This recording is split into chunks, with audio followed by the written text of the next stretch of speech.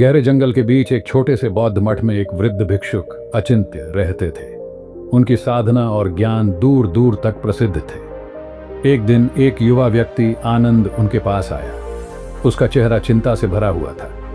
गुरुदेव, आनंद ने कहा, मैं रात दिन चिंता करता रहता हूँ। मेरे मन में नकारात्मक विचार उमड़ते रहते हैं। न मुझे चैन मिलता है, न नींद। कृपया मुझे इसका समाधान बताइए।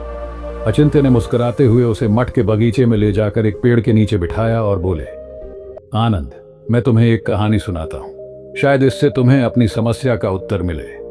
बहुत समय पहले एक गांव में एक किसान रहता था।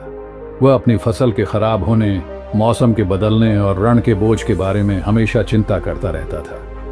हर दिन वह सोचता, अगर बारिश नहीं हुई तो क्या होगा? अगर फसल खराब हो गई तो मेरा परिवार भूखा मर जाएगा।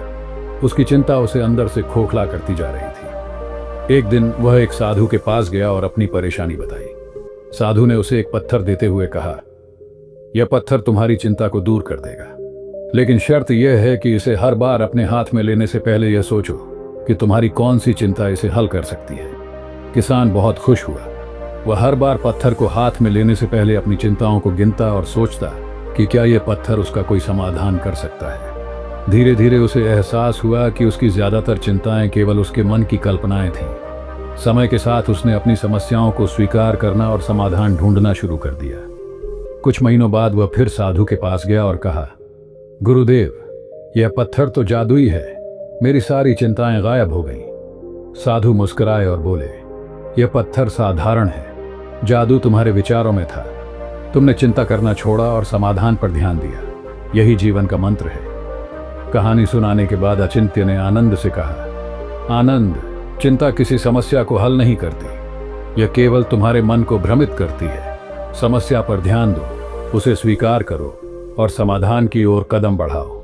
जीवन में अनिश्चितताएं रहेंगी, लेकिन उनका सामना साहस और धैर्य से करो। आनंद को अपनी गलती समझ में आ गई।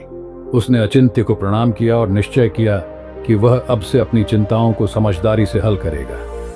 निष्कर्ष, चिंता चिता के समान है। यह हमें जलाती है, लेकिन इससे कुछ हल नहीं निकलता। यदि हम अपनी ऊर्जा चिंता करने में लगाने के बजाय समाधान खोजने में लगाएं, तो जीवन सरल और सुखमय हो सकता है।